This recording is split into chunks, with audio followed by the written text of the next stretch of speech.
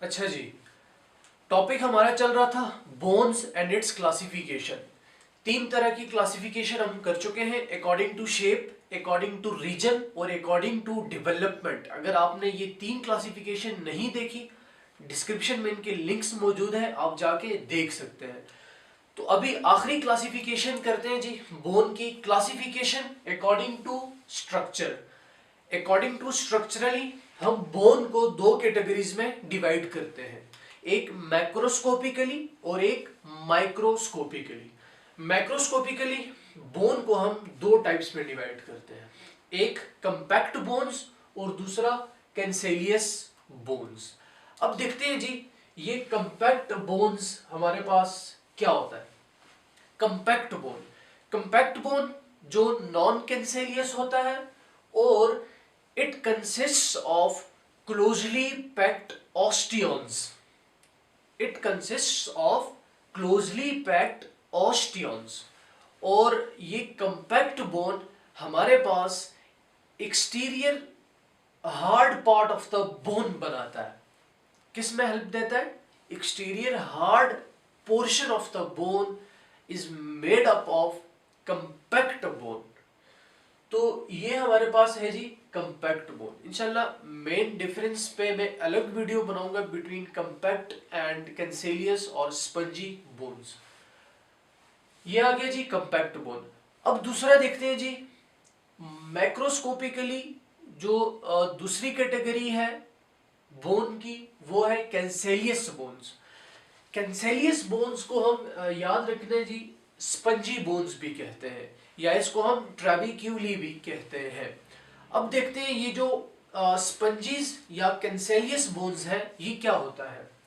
Spongy bone having osseous tissues, ठीक हो गया, उसके अंदर ऑस्टियंस पाए गए थे, इसके अंदर क्लोजली पैक्ड ऑस्टियंस थे, इसके अंदर ओशियस टिश्यूज पाए जाएंगे, किसके अंदर? कैंसेलियस या स्पंजी बोन्स के अंदर। तो कैंसेलियस बोन्स कैसी होती है? They are spongy in nature and having osseous tissues, and these osseous tissues is filled with interior cavity of bones consisting of mineralized bars called trabeculae, called trabeculae। ये जो लफ्ज है ये हमारे पास एमसीक्यू के लिए भी इंपॉर्टेंट है। और यही जी कैंसेलियस बोन्स, इसके अंदर बहुत ज्यादा स्पेसिस पाई जाती है, जिसको हम लेमेला भी कहते हैं। तो ये है जी according to structure macroscopically, compact और कैंसेलियस बोन। अब जाते हैं जी माइक्रोस्कोपिकली। माइक्रोस्कोपिकली हम बोन को 5 कैटेगरीज में डिवाइड करते हैं। सबसे पहली लेमिलर बोन, दूसरी वोवन बोन, तीसरी फिब्रस बोन, चौथी और पांचवी डेंटिन एंड सीमेंट बोन। अब देखते हैं जी लेमिलर बोन कौन सी बोन होती है। Lamellar bone, these are the mature bones of a human body, consists of compact and cancellous bones having a thin plate of tissue called lamella. A thin plate of bony tissue is called lamella. इसको हम लैमिलर bone कहते हैं। अच्छा, in short समझिए जी, लैमिलर bone जो होती है ना, वो हमारे पास स्ट्रॉन्ग बोन होती है बनिस्बत वोवन बोन के। इसके अंदर कंपैक्ट बोन भी पाई जाती है और कैंसेलियस बोन भी पाई जाती है, किसमें? लैमिलर बोन में, और ये मैच्योर बोन्स होती है। अच्छा, इसकी ये जो कंपैक्ट बोन है वो किस फॉर्म में अरेंज होती है? Compact bones of lamellar bone is arranged in the form of concentric cylinders। concentric cylinders, ये हमारे पास एक एमसीक्यू है कि लैमिलर बोन के अंदर जो कंपैक्ट बोन्स होती है माइक्रोस्कोपिकली, वो अरेंज होती है सिलिंड्रिकली, अरेंज होती है कंसेंट्रिक सिलिंडर्स की फॉर्म में अरेंज होती है। और माइक्रोस्कोपिकली लैमिलर बोन के अंदर जो कैंसेलियस फॉर्म है वो अरेंज होता है ब्रांचिंग प्लेट्स की फॉर्म में, ब्रांचिंग प्लेट्स की फॉर्म में, ये एमसीक्यू है। तो लैमिलर बोन स्ट्रॉन्ग बोन होती है, ठीक है।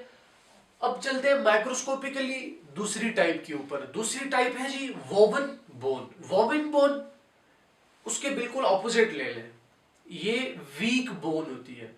किसके अंदर ये पाई जाती है जी? फीटल बोन के अंदर। फीटल, ये जो फीटस होता है, न्यू बॉर्न जो बेबी होता है फीटस, उसके अंदर वोवन बोन पाई जाती है जो कच्ची होती है, जो वीक होती है। इसके अलावा फ्रैक्चर रिपेयर, जो बोन फ्रैक्चर हो जाए तो वो भी हमारे पास माइक्रोस्कोपिकली उसको अगर हम देखें तो वो वोवन बोन के अंदर रहेगी। इसी तरह कैंसर ऑफ बोन, जिस बोन के अंदर एबनॉर्मल ग्रोथ हो जाए सेल्स की, कैंसर फॉर्मेशन उसके अंदर हो जाए, वो भी हमारे पास वोवन बोन के अंदर आएगी।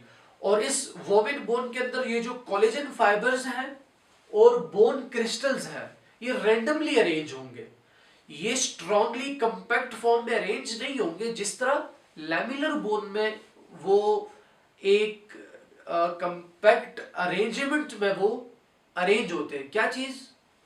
कोलेजन फाइबर और बोन क्रिस्टल। तो वोवन बोन वीक बोन इन चीजों में पाई जाती है, फीटल में पाई जाती है, फीटस में पाई जाती है, फ्रैक्चर और या कैंसर ऑफ बोन में पाई जाती है। तीसरी टाइप पे चलते हैं जी, fibrous bone, found in young foetal bone और common in reptiles and amphibians. ये भी वीक बोन है हमारे पास, फिब्रस इन नेचर होती है। अब चलते हैं जी चौथी और पांचवी, डेंटिन एंड सीमेंट बोन।